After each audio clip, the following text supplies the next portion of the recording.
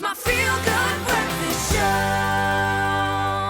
Welcome back. You are live with your Feel Good Breakfast show on this Wednesday morning. It is Expresso. Now, over the last couple of months, we really have focused on finance. And our drive here is to make sure that you are educated and that you have a positive outlook on your own financial well-being. And of course, that journey has to start somewhere. So why not when you are really young, when we can really get in that information in those formative years. So we joined Grant van Zyl, who of course is a certified financial planner, to give us the lowdown on how you should be teaching your child finance. Now, over the past couple of months, we've explored the ins and outs of finance with our certified financial planner, Grant van Zyl, and we've covered a number of different topics. But today, we take a look at an issue that is often overlooked. Today, we chat about teaching finance to your children and how important that might be. And Grant, would you say it's something that parents delay talking about, just like they do with the birds and the bees? We all know how awkward that conversation is to have. Is it the same level? Yeah, I think it might even be worse, because, you know, with the birds and the bees, most parents actually know what to talk about. It's just it's a sense of just delaying because it could be embarrassing.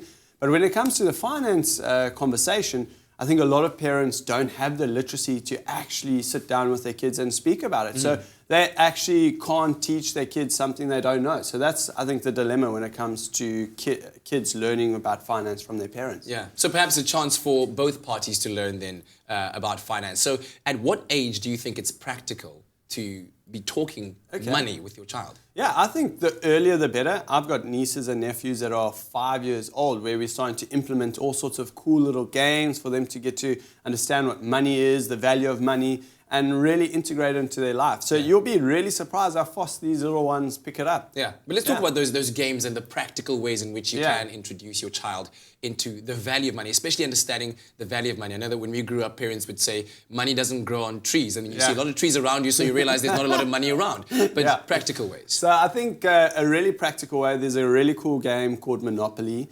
That's a brilliant way just to start with your kids, and they start playing a little bit with money, buying houses here, paying fines there and all that sort of stuff. But another real practical way is to get a piggy bank for your youngsters.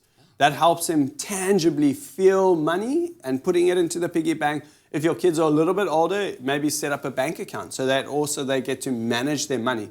This really gets them to understand the responsibility of looking after money and feeling it. I mean, that's what kids like to do. Practically, they like to feel things, you know? Yeah. Well, those are certainly bankable pearls of wisdom. Thanks, bro. We'll be carrying on with our chat with Grant a little bit later on, especially touching on the topic of pocket money. Is it even necessary to be giving your child pocket money? And if so, how do you help them to handle it? So stay tuned for that later on in the show.